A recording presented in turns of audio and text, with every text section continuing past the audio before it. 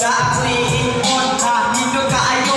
Tabangan na ko siya kung atong iboto. Kailamo, si Apitata katong butan kaayo.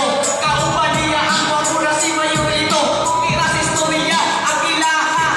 Muli yung inasinabi sa kanusa. Alam mo tabang sa amua. Sulayin lang ninyo ang boto.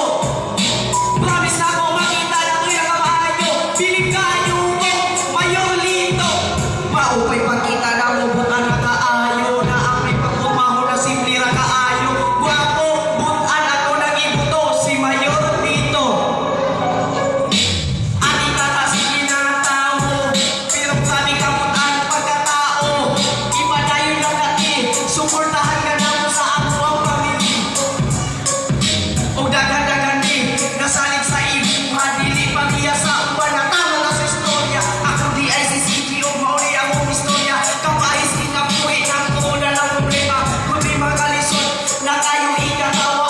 Una ang may usahay na malibay at kalita pa ng bano sa kalibay ang magraming kapait. Sabi ng bayan si Dr. Jose Rizal na ang kabataan ang pag-asa ng bayan. Ngunit, tayo nga ba? Ako nga ba? Kabataan pa rin ba? Bakit parang hindi na? Paano tayo magiging pag-asa kung tayo mismo ang sumisira? Kayo, kita niyo ba mga kabataan na pariwara?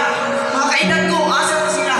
Halika kayo, samahan niyo ako sa unang kanto kung saan makikita niyo ang kalawak na kalye na kung saan makikita niyo mga kabataan na pariwara sa mga edad na tuto ng maninigarilyo. Kaya ito lang masasabi ko na iboto natin ang ating irespeto, Tata, Yudela, at ang mga kasama niya at hindi mawawala ang mga member niya.